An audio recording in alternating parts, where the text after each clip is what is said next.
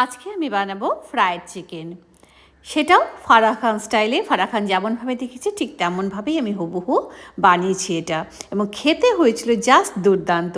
তার জন্য একটা ডিম নিয়ে নিয়েছি, তার মধ্যে দেবো হলো আদা রসুন বাটা, লঙ্কা গুঁড়ো, কাশ্মীর লঙ্কা গুঁড়ো, চিকেন মশলা, তন্দুরি মশলা, নুন, গরম মশলা সমস্ত খুব ভালো করে ফেটিয়ে নিয়ে এর মধ্যে চিকেন ড্রামস্টিকগুলোকে ম্যারিনেট করে রেখে দেবো হলো 30 মিনিটের জন্য।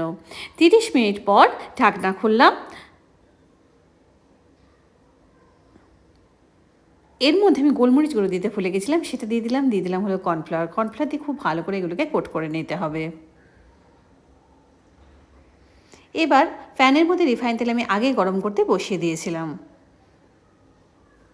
এবার ড্রামস্টিকগুলো সমস্ত আমি প্যানের মধ্যে ছেড়ে দেবো। এবার এপিট ওপিট লাল লাল করে ভেজে নিলেই তৈরি হয়ে গেল খুব সহজেই ফ্রায়েড চিকেন। ওপর দিয়ে ছড়িয়ে দিয়েছি অল্প একটু চাট মশলা আর লেবুর রস। ভেতরটা এত জুসি ছিল যে কি বলবো, দুর্দান্ত হয়েছিল খেতে।